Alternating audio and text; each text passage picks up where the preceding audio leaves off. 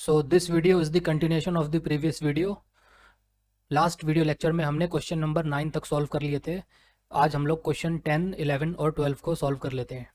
So these are moderate to advance level numericals based on coordinate frames, mappings and transformation.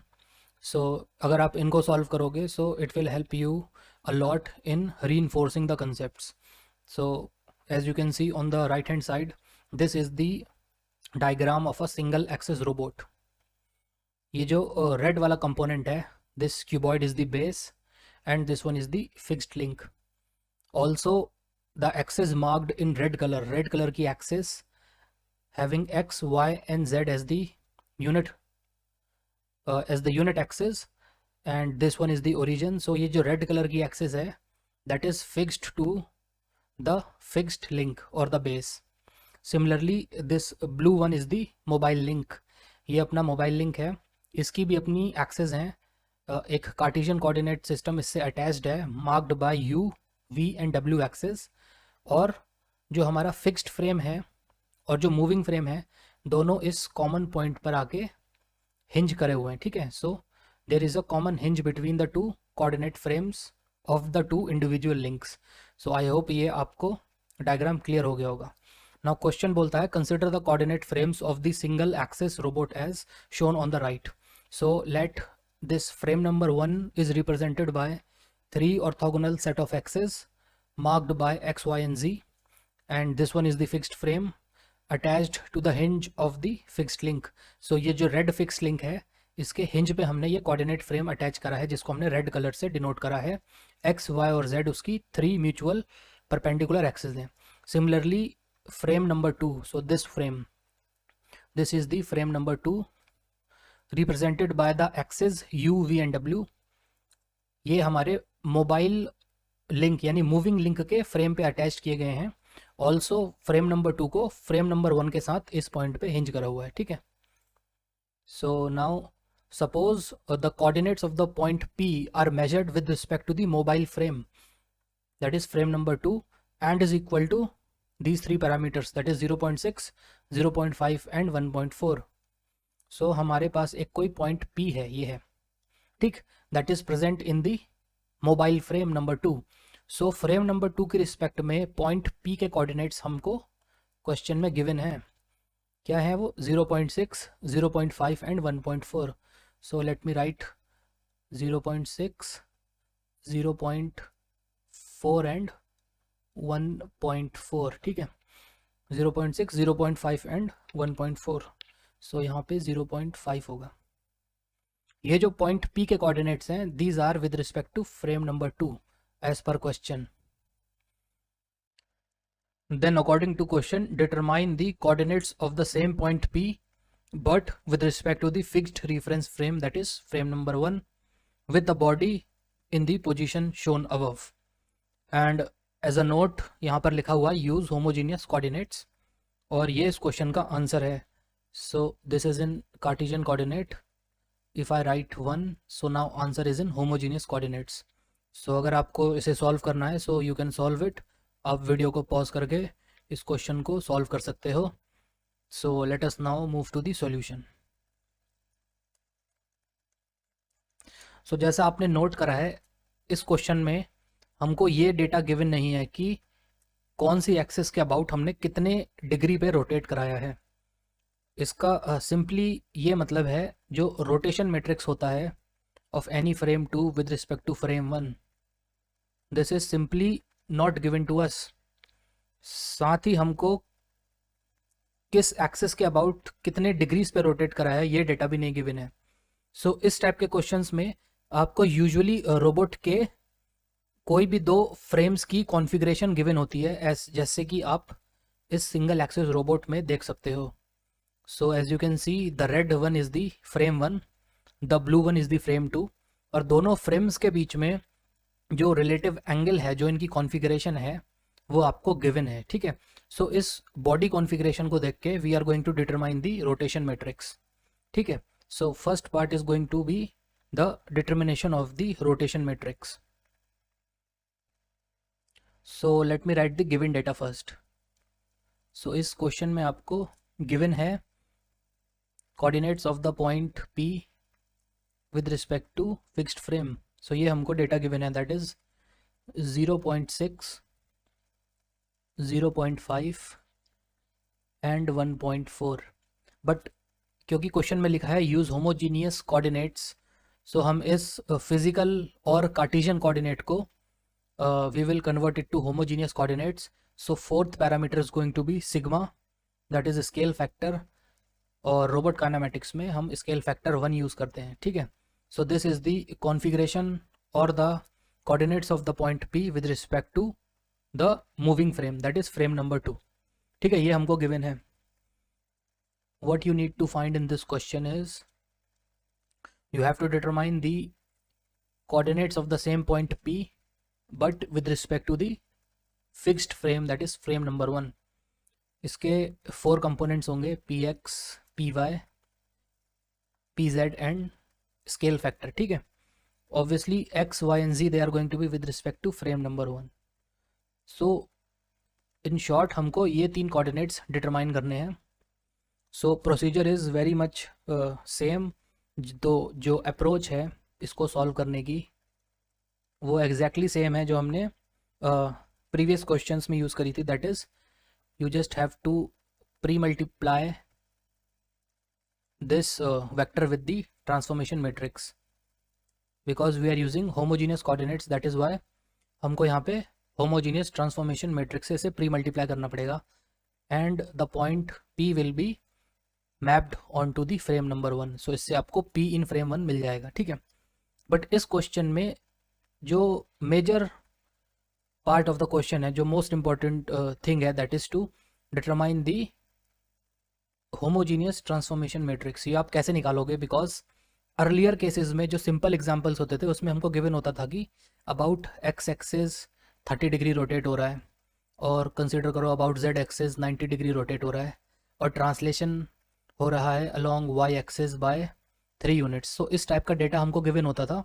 So we were able to calculate the homogeneous transformation matrix. But इस case में आपको ऐसा कोई भी data given नहीं है इन the question. ठीक है. So only thing that is given in the question is the configuration. So only the configuration is given. So यहाँ इस क्वेश्चन में हम एक कंसेप्ट समझेंगे जो होता है कि आप किसी भी रोबोट की कॉन्फ़िगरेशन से how to determine the homogeneous transformation matrix, ये आप कैसे करोगे ये हम अब इस वीडियो में सीखेंगे. ठीक है. And that is a very important concept to learn. ये आपको फॉरवर्ड काइनेमेटिक्स और इन्वर्स काइनेमेटिक्स दोनों के क्वेश्चंस को सॉल्व करने में बहुत हेल्प करेगा. ठीक है.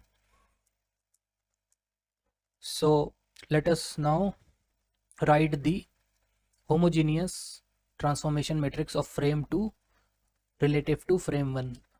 ठीक है. इसका आपको ऑलरेडी फॉर्मूला पता है. Let me just write it one more time in symbolic form. So upper 3/3 matrix is going to be the rotation matrix. Then there is going to be a translation or displacement matrix of 3x1. On the bottom side, नीचे की तरफ यहाँ पे this is going to be perspective and this is going to be scale factor. So this much is already known to us. ठीक है. So only thing that is to be find out is first is this rotation matrix, second is this displacement matrix. Okay, so इन दोनों को हमको find करना है. So by observing the configuration,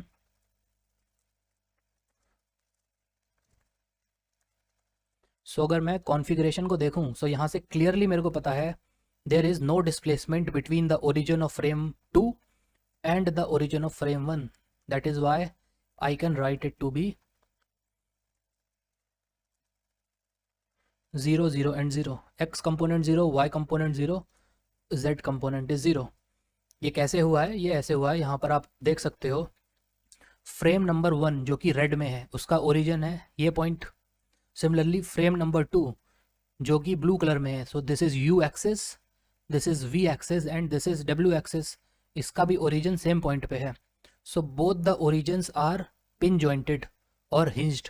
that is why अगर मैं एक frame के origin को O1 बोलता हूँ और दूसरे फ्रेम के ओरिजिन को O2 बोलता हूँ, सो इन दोनों के बीच का डिस्टेंस है 0 because both O1 and O2 are hinged or pin jointed at a particular location. ठीक है, सो इस कॉन्फ़िगरेशन से हमको बहुत आसानी से पता चल रहा है कि जो रिलेटिव डिस्प्लेसमेंट मैट्रिक्स है that is going to be the distance between the origin of frame 2 and the origin of frame 1, that is 0. So इसको तीन components की form में we can write it like this, or you can write it like this 0 0 0 transpose. ठीक है, similarly we can also calculate the rotation matrix.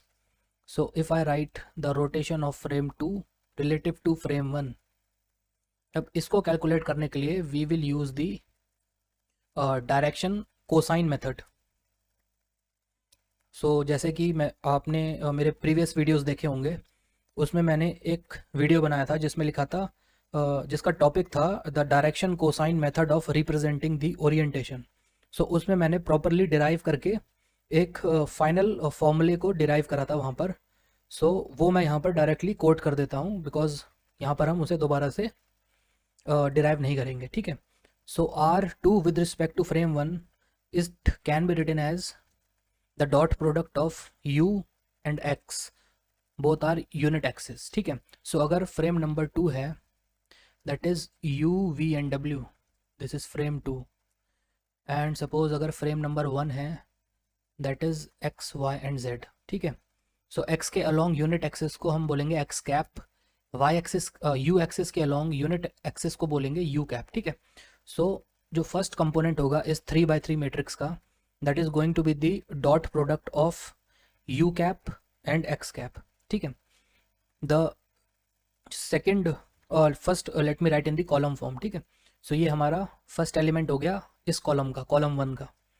Second element होगा is going to be the dot product of u cap and y cap. Third element is going to be the dot product of u cap and z cap. ठीक है, ये हमारा column 1 हो गया. Similarly column 2 को लिख लेते हैं. So that is going to be dot product of v cap and x cap. This is going to be the dot product of v cap and y cap. Similarly v cap dot z cap. ये direction cosine method of representing the orientation में मैंने आपको cover कराया है. Third column में first element होगा डब्ल्यू cap, x cap. Similarly you can write the rest of the formula.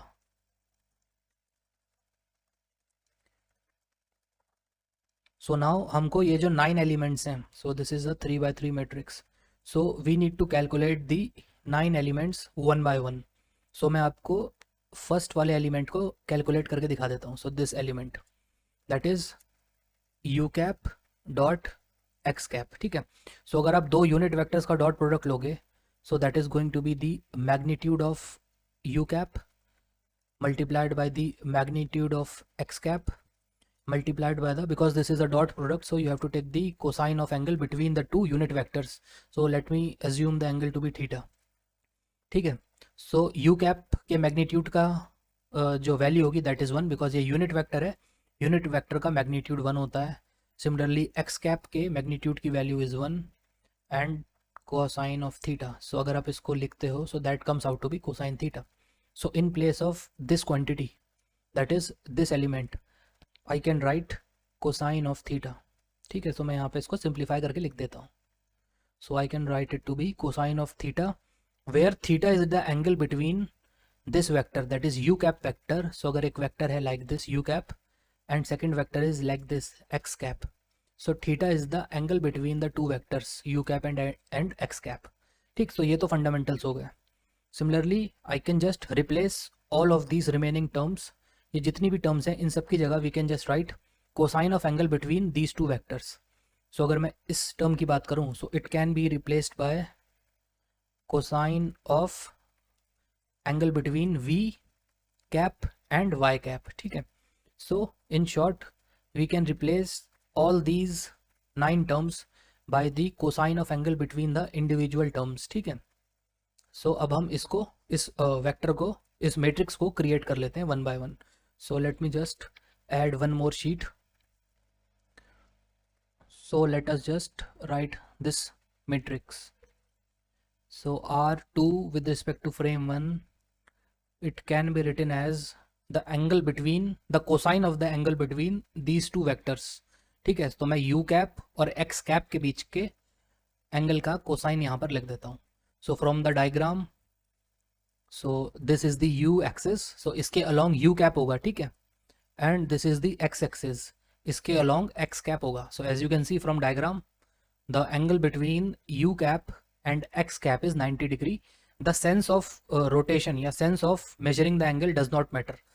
ठीक है, तो आप इसको इधर से एंटी क्लॉकवाइज काउंट कर सकते हो, but from u to x you can calculate it clockwise. So अगर मैं कोसाइन ऑफ माइनस थीटा भी लेता हूँ, so that also equal to cosine of theta. So sense of rotation does not matter, है ना. सो अगर मैं कॉस ऑफ माइनस 90 लिखता हूँ या अगर मैं cos ऑफ 90 लिखता हूँ, so the numerical value is going to be same because cosine of minus 90 is equal to cos 90. ठीक है, so sense of rotation does not matter, only take the absolute value of the angle of the absolute value of the angle between the two axes. So u cap और x cap के बीच का angle है 90 degree, plus और minus से matter नहीं करता. So I will just write cosine of 90. Similarly u cap and y cap के बीच का एंगल कितना है? So this is u cap and this is y cap. So both are parallel and coincident, therefore दोनों के बीच का angle is 0. So I will write cosine of 0. Similarly u cap and z cap. So this is u cap and this is z cap. So अगर ये u cap है और ये z cap है, तो दोनों के बीच का एंगल का value is 90 degree. So I will write cosine of 90 here. Now let us calculate the value of second column. इस कॉलम में पहला एलिमेंट है v and x, v cap and x cap. So v और x के बीच का angle कितना है? So I will just write cosine of the angle between these two unit vectors, that is v cap and x cap. इसको major कर लेते हैं हम अपने कॉन्फ़िगरेशन डायग्राम से. So as you can see, v cap is going like this inside the screen or inside the plane of the drawing. So ये v cap है and this is x cap. So दोनों anti parallel हैं. That is why the angle between these two vectors is 180 degree. ठीक, so I will write cosine of 180 degree. Now v cap and y cap, यानी v और y axis के बीच में angle कितना है? So this is v cap and this is y cap, so angle is 90 degree. So I will just write cosine of 90. Similarly v and z, so this is the v axis and this is the z axis, तो दोनों के बीच में angle is 90 degree. That is why यहाँ पे आ जाएगा cosine of 90, यहाँ पर आ जाएगा cosine of 90. So cos 90. अब अपने थर्ड कॉलम की बात करते हैं. तो सबसे पहले w कैप और x कैप, फिर w कैप y कैप और लास्ट में w cap and z cap के बीच का एंगल लिखना है in terms of cosine of the angle. ठीक है, सो सबसे पहले w कैप और x कैप के बीच का एंगल कितना है? So this is w cap and this is x cap, so angle is 90 degree. यहाँ पे मैं लिख देता हूँ cosine of 90 degree. Similarly w cap और y कैप के बीच का angle, so this is w cap and this one is y cap, so angle is 90 degree. So I will write cosine of 90 degree. Last में w cap और z cap के बीच का angle निकालना है. so देख लेते हैं. this one is w cap and this one is z cap as well. so w और z दोनों पैरेलल हैं और कोइंसिडेंट हैं, therefore इनके बीच का एंगल है 0 डिग्री. so यहाँ पे मैं लिख दूंगा कोसाइन ऑफ 0 डिग्री. देयरफॉर इस तरीके से हमने कॉन्फ़िगरेशन डायग्राम की हेल्प से रोटेशन मैट्रिक्स को कैलकुलेट करा है. This is a very important concept, बहुत ज़्यादा यूज़फुल कंसेप्ट है आपका फॉरवर्ड काइनेमेटिक्स और इन्वर्स काइनेमेटिक्स के लिए. तो अब आप इन सारे एंगल्स की न्यूमेरिकल वैल्यूज़ यहाँ पे पुट कर देना. सो cos 90 is 0, cos 0 is 1 and cos 90 is again 0.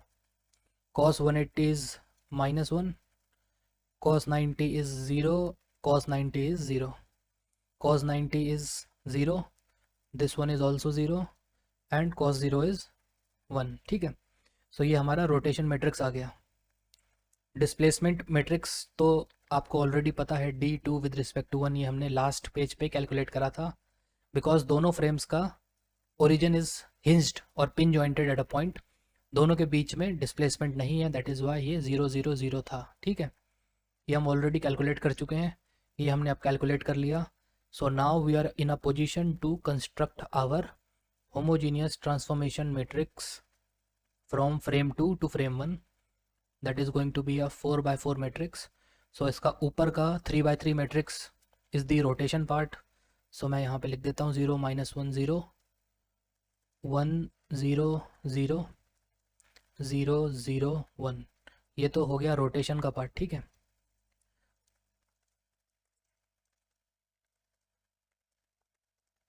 Now let us write the displacement or translation part. So this is going to be 0 0 0, this is perspective, so this is 0 0 0 and this is scale factor, यहाँ पर आ जाएगा 1, ठीक है। So now हम अपने point P in frame 1 we can just calculate this point. इसके लिए आपको क्या करना है, जो पॉइंट P है उसके कोऑर्डिनेट्स जो फ्रेम नंबर 2 पे हैं, just pre multiply it with the homogeneous transformation matrix of frame 2 with respect to frame 1, ठीक है। So this you need to find out. इस रोटेशन मैट्रिक्स की वैल्यू हमारे पास है, सॉरी द ट्रांसफॉर्मेशन मैट्रिक्स की वैल्यू हमारे पास है। So this is the 4x4 matrix. So let me just write the value, and now let us write the value of the description of the point P in frame 2। ये आपको already question में given है, that is 0.6 0.5 1.4 and the fourth coordinate is the scale factor that is 1, ठीक है। So ये आपको given है, आपको बस ये मैट्रिक्स मल्टीप्लाई करनी है and you will get the final value of the point P with respect to frame 1।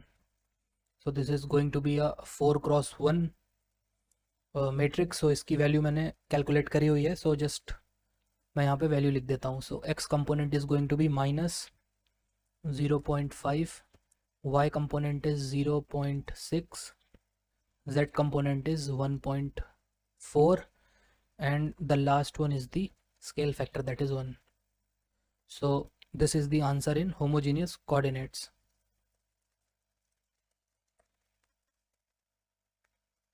So I hope ये आपको समझ आया होगा कि इस टाइप के क्वेश्चंस को हम कैसे सॉल्व करते हैं।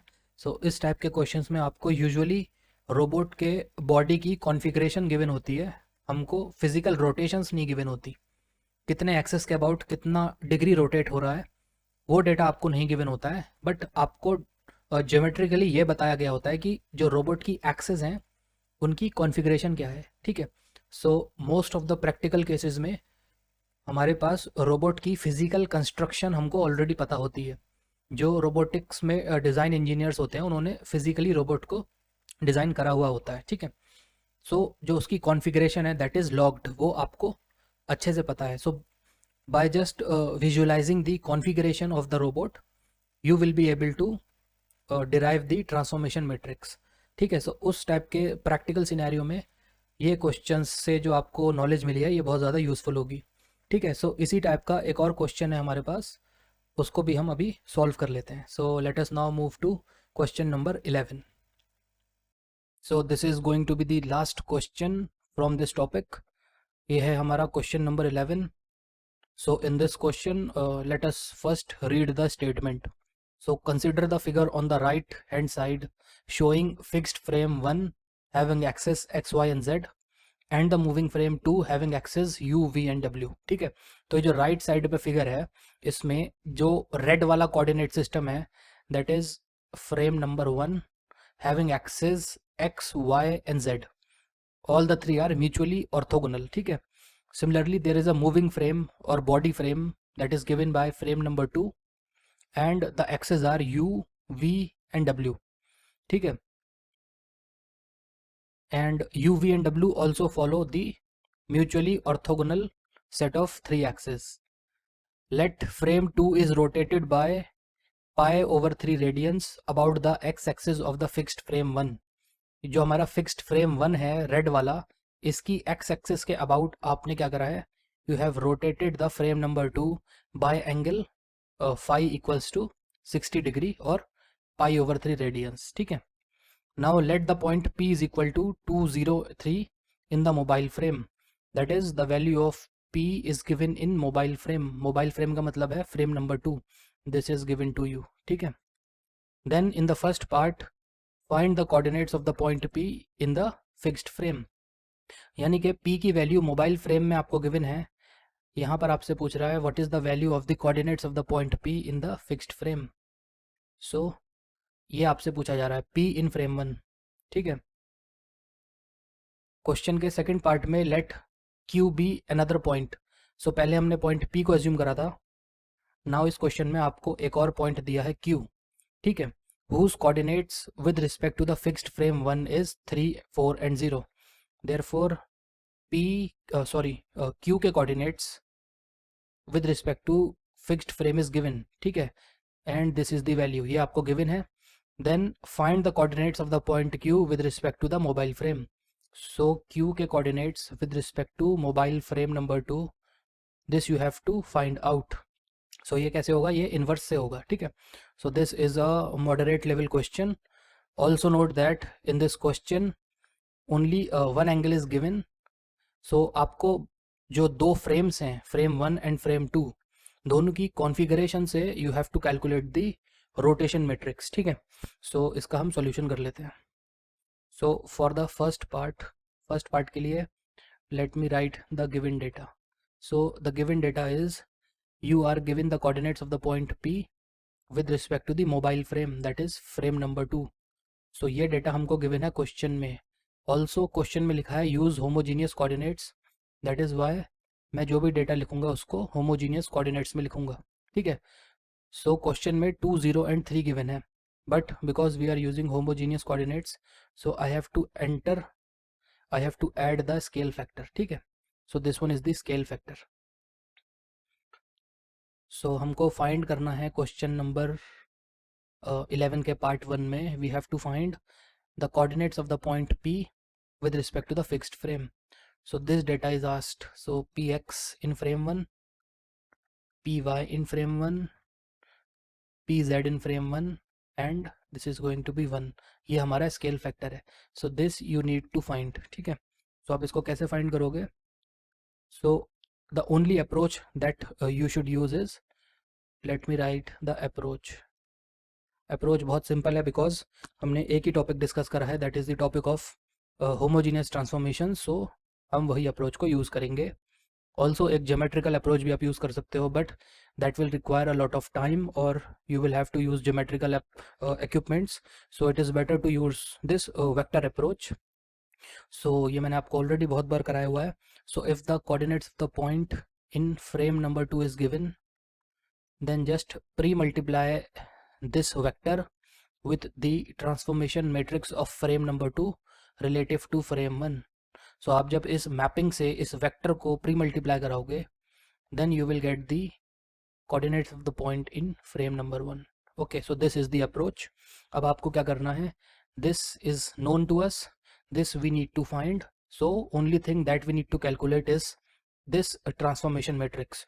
सो अब इस ट्रांसफॉर्मेशन मैट्रिक्स को कैसे कैलकुलेट करोगे, आपको पता है इसके दो पार्ट्स होते हैं. First one is the 3x3 rotation matrix and second one is the 3x1 displacement matrix. So let me just write it one more time so that जिनके कंसेप्ट क्लियर नहीं है उनको भी समझ में आ जाए. तो इसका जो फर्स्ट पार्ट होगा that is a rotation matrix. So it is a rotation of frame 2 relative to frame 1, that is a 3x3 matrix. second portion is going to be the displacement matrix, that is the displacement of the origin of frame 2 with respect to the origin of frame 1. so this is a 3x1 matrix. this one is the perspective and this one is the scale factor. ठीक है. so you only need to calculate, we only need to calculate the rotation matrix and the displacement matrix. ठीक है. सो rotation matrix को हम calculate करेंगे, and for the displacement matrix if you just take this particular matrix, so ये क्या होता है, हमारे फ्रेम 1 के ओरिजिन और फ्रेम 2 के ओरिजिन के बीच का डिस्टेंस होता है। ठीक, सो फ्रॉम द डायग्राम, इस डायग्राम में जो फ्रेम 1 है और फ्रेम 2 है, दोनों इस कॉमन पॉइंट पे हिंज करे हुए हैं। ठीक है, इसका मतलब है origin of frame 1 and origin of frame 2 both coincide at this particular point. That means the distance between the point O1 and O2 is 0. इसका मतलब हुआ जो displacement vector है of frame 2 relative to frame 1 is 0. ठीक है, so इसको if we write in the component form, so we can write displacement of frame 2 relative to frame 1. So in place of this I can write 0 0 and 0. ठीक है, तो ये तो हमने find out कर लिया है। Now only thing that is missing is this rotation matrix. So we know by using the direction cosine method of representing the orientation, I can just write this in terms of the cosine of the angle between the two axes of the two frames। ठीक है, so ये मैं formula direct यहाँ पे paste कर देता हूँ, ये मैंने ऑलरेडी कॉपी कर रखा है। सेम फॉर्मूले पे हमने अपने लास्ट वाले क्वेश्चन को, क्वेश्चन नंबर 10 को सॉल्व करा था। ठीक है, so this is going to be the formula. So let us just remove this portion. अब आपको क्या करना है, ये जो दो फ्रेम्स हैं, frame number 1 and frame number 2, इनकी म्यूचुअल कॉन्फ़िगरेशन के हिसाब से we have to calculate the rotation matrix. ठीक है, so this we are going to do in the next page. अभी आप इस फॉर्मूले को देख लो, what are the parts. So अगर मैं आपको एक बार और एक्सप्लेन कर देता हूँ, so in place of this component we can simply write, so this is the dot product of u cap and x cap. So in place of u cap and x cap, both are unit vectors, so it is going to be the magnitude of u cap times the magnitude of x cap times the cosine of angle between u cap and x cap। ठीक है, so आप इसको क्या लिख सकते हो, because u cap and x cap are unit vectors, इनका magnitude 1 होगा, so 1 times cosine of theta, so that is nothing but the cosine of the angle between the two vectors। ठीक है, so ये मैंने एक बेसिक रिवीजन करा दिया आपकी। so now from the next page we are going to calculate the values of these 9 elements। so इसको हम लिख लेते हैं R2 with respect to frame 1, this is equal to a 3x3 matrix where the elements are nothing but the cosine of angle between the two axes। so यहाँ पे cos of angle between u cap and x cap आना चाहिए। so diagram से हम u cap और x cap के बीच का एंगल चेक कर लेते हैं। so from this configuration diagram, this is u cap, blue वाला, ठीक है, ये u cap है, और रेड वाला x cap है। so दोनों एक्सेस हमारी पैरेलल हैं और कोइंसिडेंट हैं, दैट इज वाई दोनों के बीच में एंगल होगा 0 डिग्रीज का। ठीक है, so in place of first element I can write cosine of 0। now the second element of this column is u dot y, so I can just write cosine of the angle between u cap and y cap। ठीक है, so diagram से u cap और y cap के बीच के angle को देख लेते हैं। so ये ब्लू वाला this is u cap and this one red one is the y cap। so because we are using orthogonal, mutually perpendicular and orthogonal system of axes, that is why इन दोनों access के बीच का angle is going to be 90 degree. So यहाँ पे मैं cosine of 90 लिख देता हूँ। ठीक, now the third element of this column is u cap dot z cap। So let us right the cosine of the angle between u cap and z cap।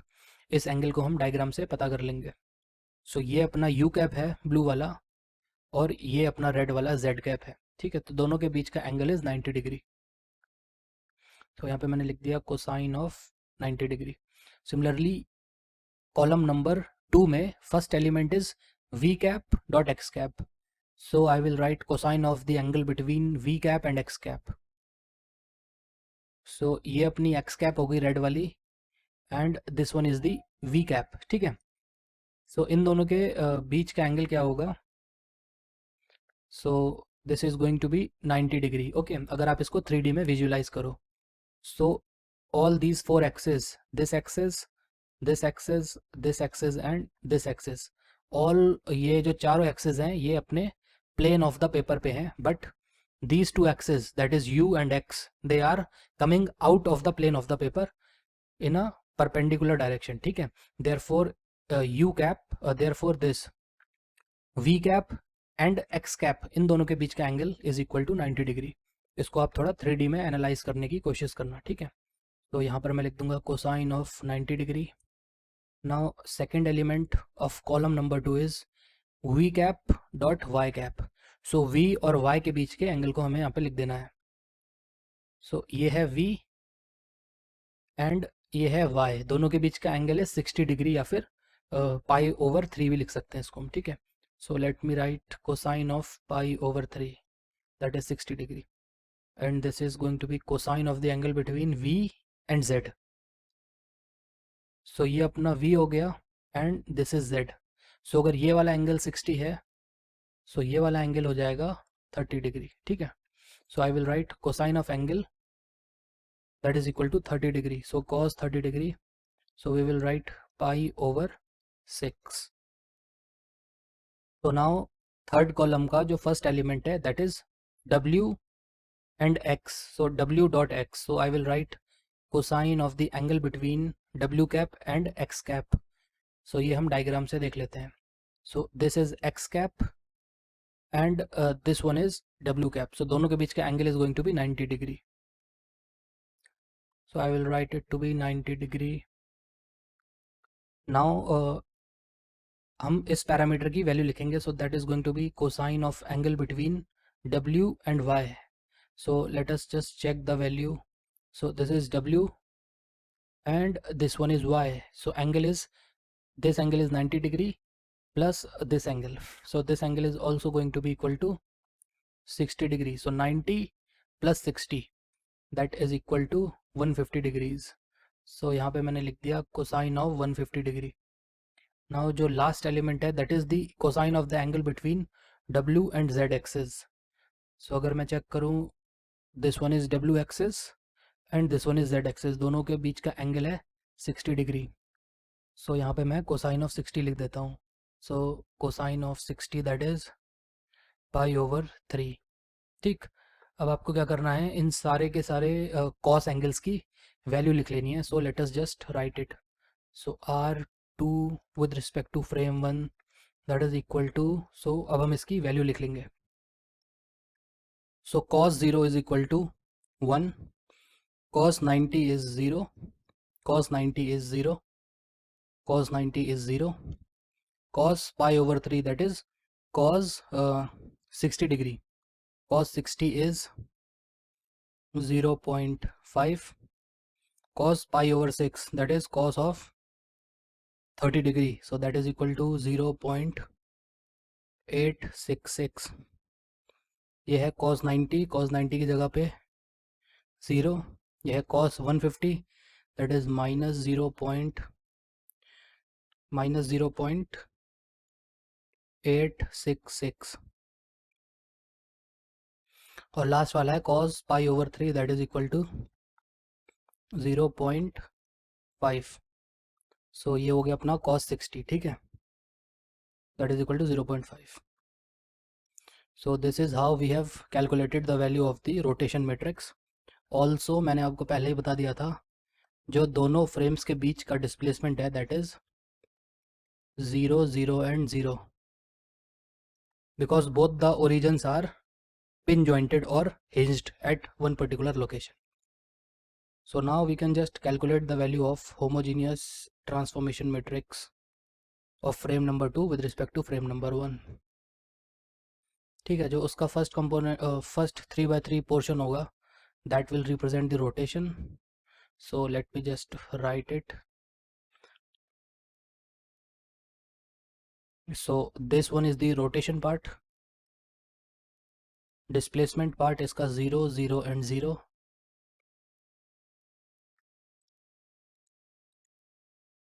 this one is the perspective, and this is the scale factor. ठीक है, so ये हमने homogeneous transformation matrix की value को calculate कर लिया है। Now in the question आपसे पूछा गया है find the coordinates of the point P relative to frame 1। ठीक है, तो ये आप कैसे कैलकुलेट करोगे? फॉर दैट मैंने आपको अप्रोच बताई थी। So just pre multiply the coordinates of the point in frame 2 with the homogeneous transformation that is going to map frame 2 relative to frame 1। ठीक है, सो अगर आप ये ऑपरेशन करते हो so you will get the answer. So we will do this operation on the next page. तो P की value होगी P in frame 1 is equal to, first I will write the value of this 4x4 homogeneous transformation matrix। so इसको मैंने copy करा हुआ है, so let me just paste the value। okay, so this one is the value of the homogeneous transformation matrix। now you have to multiply this with the coordinates of the point P in frame 2, or we can say that this is the description of the vector P in frame 2। so ये question में हमको given है 2, 0 and 3, और इसको homogeneous coordinates में convert करने के लिए I have to add 1 here. इस 1 का मतलब है स्केल फैक्टर। ठीक है, सो ये हमको ऑलरेडी क्वेश्चन में गिवन है, ये मैं आपको दिखा देता हूँ। ये शायद हमको क्वेश्चन में गिवन था, सो अभी इसको देख लेते हैं। सो ये हमारी P की वैल्यू है 2, 0 and 3। So this is the value of this parameter that is point P in frame 2। सो ये हमको 2, 0, 3 ऑलरेडी क्वेश्चन में गिवन था। ठीक है, बट 2, 0 एंड 3 ये हमको कार्टेशियन कोऑर्डिनेट में गिवन थे। एंटायर क्वेश्चन में हम लोग होमोजीनियस कोऑर्डिनेट्स को फॉलो कर रहे हैं, दैट इज वाई इस जगह पे मेरे को एक 1 ऐड करना पड़ा। This 1 signifies the scale factor. ठीक है, सो अब क्या करना है आपको, simply you have to do the matrix multiplication and you will get this value. So ये हमारी 4x1 मैट्रिक्स होगी। सो आफ्टर मल्टीप्लिकेशन इसकी वैल्यू आ जाएगी 2 minus 2.598 1.5 and the fourth parameter is going to be the scale factor that is 1। ठीक है, so ये आपका आंसर हो गया। सो this is the answer for part number 1। so let us now once again revisit the question to recapitulate about the part number 2। so ये हमारा part number 2 है, इसमें हमको दिया है कोई पॉइंट है Q। ठीक है, let this be any point. So diagram में जैसे कि ये एक पॉइंट बना रखा है Q।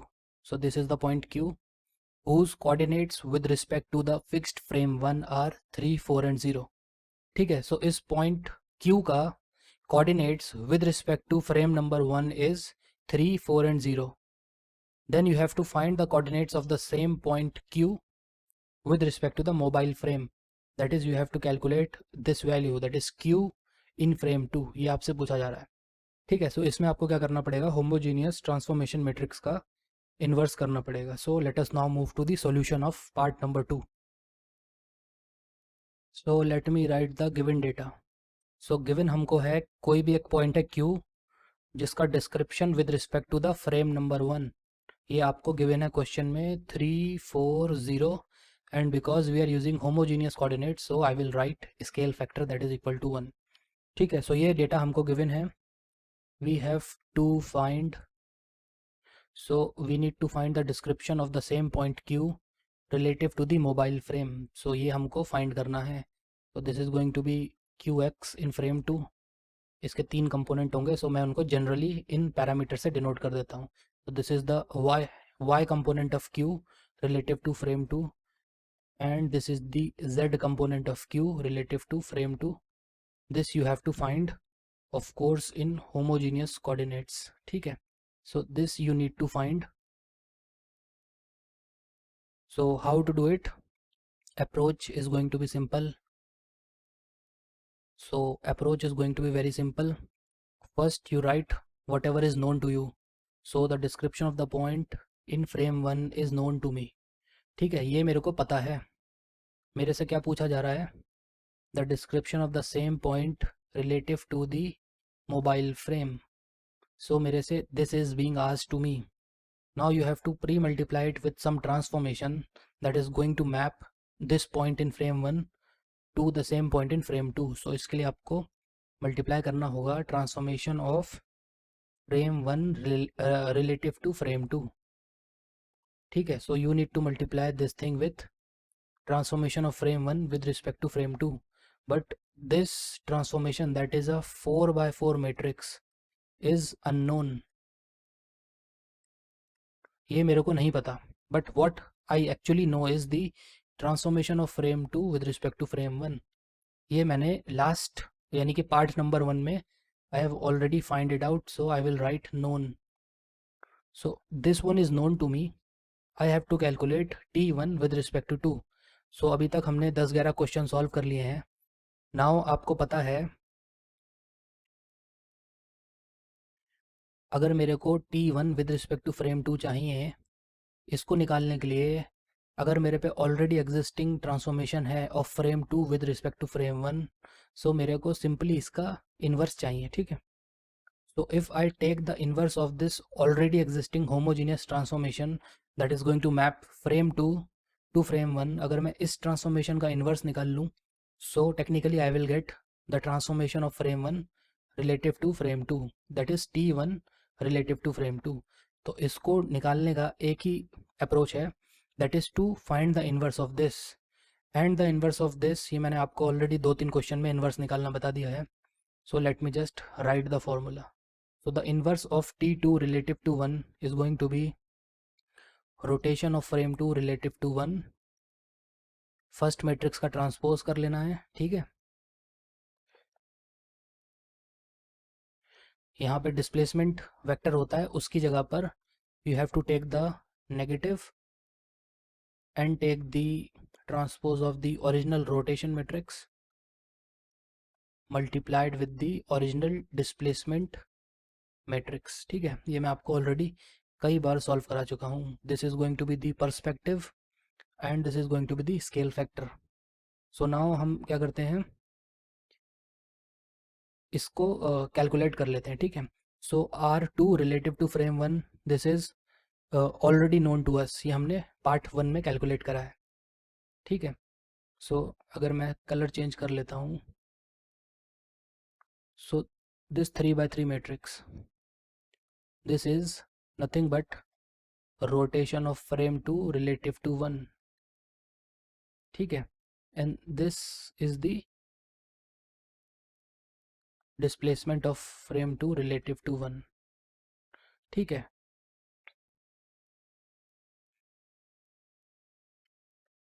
so we can just write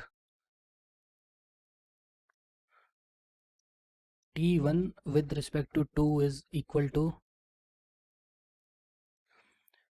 जो ओरिजिनल रोटेशन मैट्रिक्स है जो मैंने अभी रेड में मार्क करा है उसका ट्रांसपोज करना है। ठीक है, सो जो रो होगी वो कॉलम बन जाएगी। सो ये जो फर्स्ट रो है that will become the first column, so I will write 1 0 0 as the first column, so this is 1 0 0। ठीक है, सिमिलरली ये जो सेकंड रो है this will become the second column, so that is 0 0.5 and minus 0.866। now जो ये third row है that will become the third column, so यहाँ पे I will write 0 0.866 and 0.5। ठीक है, so this is the rotation matrix transpose। in place of this, because ये जो हमारा D2 relative to 1 है that is 0 0 and 0, ये हमारा 0 है। ठीक है, सो अगर आप इसको किसी भी 3x3 मैट्रिक्स से मल्टीप्लाई करोगे, so the product is going to be 0 0 and 0, because D2 relative to 1 is nothing but 0 0 and 0। ठीक है, तो अगर आपने 0 0 0 को इस मैट्रिक्स से मल्टीप्लाई कराया, so final answer is going to be 0। यहाँ पे आपको मल्टीप्लाई करने की ज़रूरत नहीं है। ठीक है, सो ये आप डायरेक्टली यहाँ से रिजल्ट लिख सकते हो।